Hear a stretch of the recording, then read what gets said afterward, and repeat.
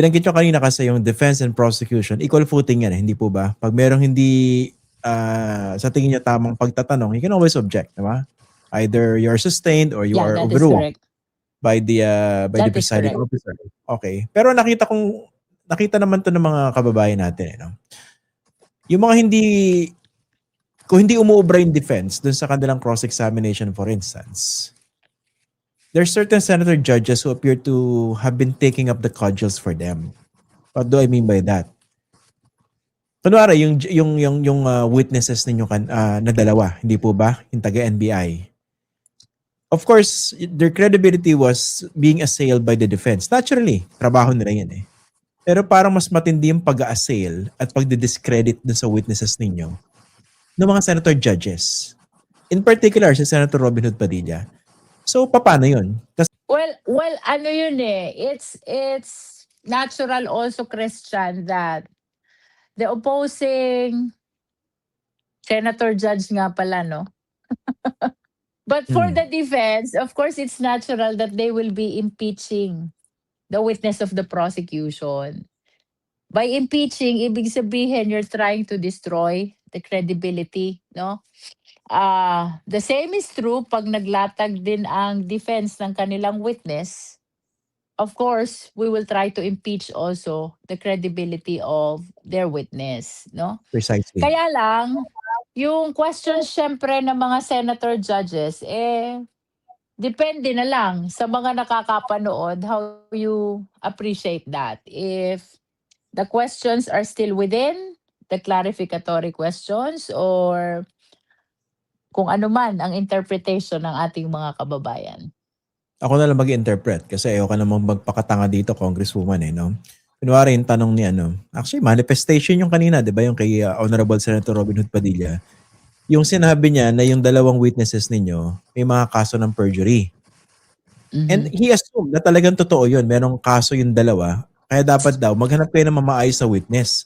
Dahil ang nasasakdal dito, binoto ng 32 million Filipinos. Which is of course fallacious. Yun po sa mga taga-suporta ng idol ko si Robin Hood Padilla, paki-research na lang po ibig sabihin ng fallacious. That was a logical fallacy. So my point is, paano yun? Ina-assay lang isang senator judge yung witnesses ninyo. Even if sa tingin ninyo hindi nagawa yun successfully ng defense. So how do you deal with something like that? Well, I really don't know because apparently, we cannot raise question. Yun sa akin nga kanina, clarification lang, di ba? Nabara kayo dun eh. You cannot ask. Kaya nga, and it is merely a clarification. It was an honest request for clarification because I didn't know really what his point was. Kasi at one time he was talking about the prosecutors with witnesses who allegedly have perjury cases, and then suddenly biglang may senators na may mga kaso. So I didn't know really what his point was. That's why I honestly asked for clarification, but it was denied point blank, no? They are the judges, no? At palagi ko naman sinasabi to, ultimately, they will be answerable as well to the watching Filipino people, no? So, ano lang, hopeful lang na sana maging mas maayos yung mga clarificatory questions nila. And for the sake of ferreting out the truth, no? Sana binibigyan ng pagkakataon ang prosecution to explain their position, no? Kasi meron nga tayong mandate to maintain political neutrality for the senator judges because we understand that this is a constitutional process. Ang importante is to establish the truth. Kaya nga pre-announce ng presiding officer, liberal application tayo dito so that we will pave way towards the presentation of all the evidence para ma-ascertain, ma-determine yung truth so that the senator judges will be guided in deciding whether to sustain the impeachment or otherwise, no? But of course, in ferreting out the truth, yung privileges mo to raise questions should be utilized in a way na liliwanag talaga ang impeachment trial, no? But if these are being used to raise other matters, or instead of giving opportunity to the parties to express their position, eh, you will even be denied. So, how can this process elicit the truth kung ganyan yung magiging situation? This is supposed to be an avenue to elicit the position of both parties, which will aid the impeachment court in deciding whether to convict or to acquit, no? So dapat sana nabibigyan ng fair opportunity not only the prosecution but even the defense in explaining their position or their side. And I hope also that it will be used in raising relevant questions. Questions which have something to do with the subject Mm. matter of the proceeding, no? And I think pinag-usapan na rin naman nila yan.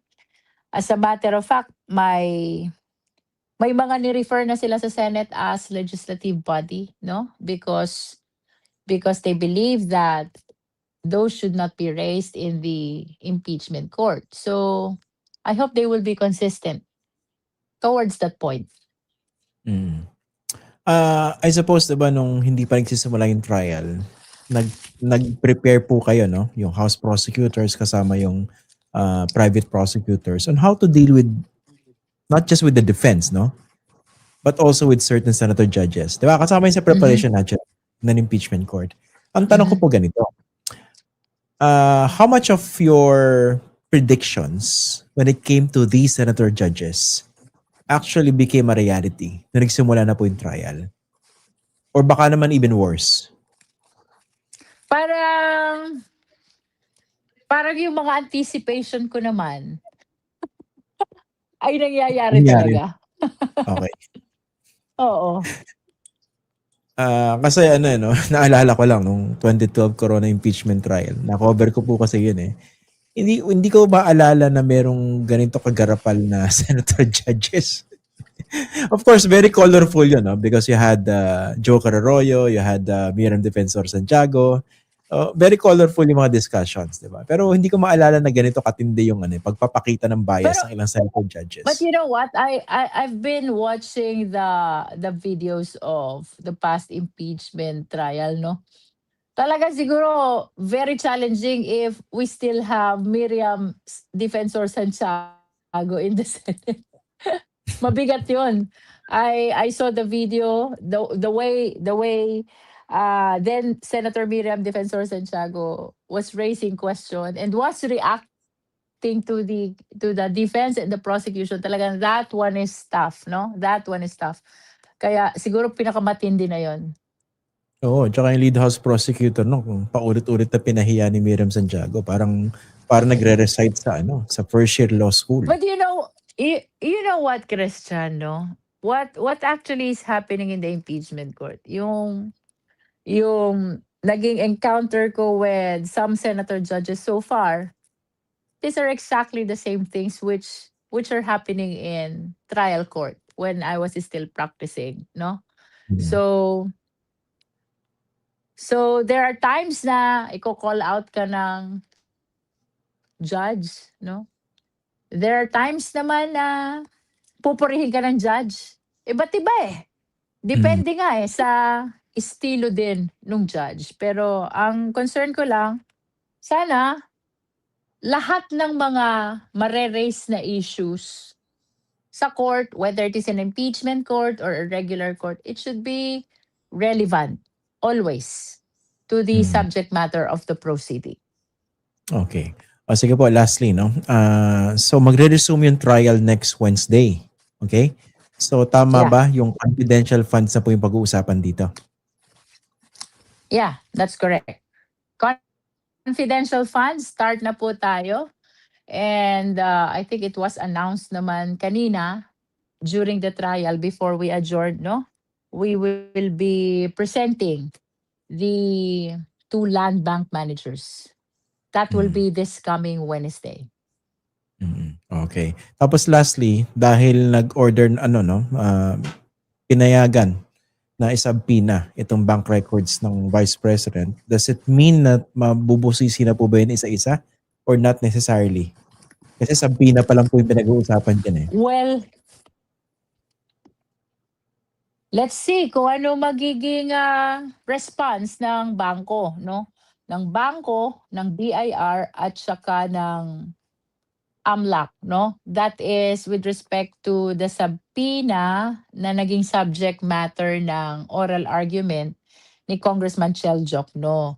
But with regards to our witnesses this coming Wednesday, these are land bank managers concerned on the encashment of confidential funds. Okay. Mukhang exciting yung pag-uusapan, no? Next week. Okay. O sige po. Tsaka lastly, no, curious lang po ako, saan ba kayo bumibili ng pasensya? Para mahaba-haba yung pasensya ninyo eh. May nabibilan ba yan sa Ewan ko Batangas? ba? Hanapin natin kung saan ba nakakabili ng pasensya. Ano yung skill yan eh, no, yung pasensya? Okay. Anyway. I think I've been very, very consistent naman, Christian, no? Kahit naman nung nasa Justice Committee tayo, ay ganito na rin tayo. Even when we were in the Justice Committee hearing.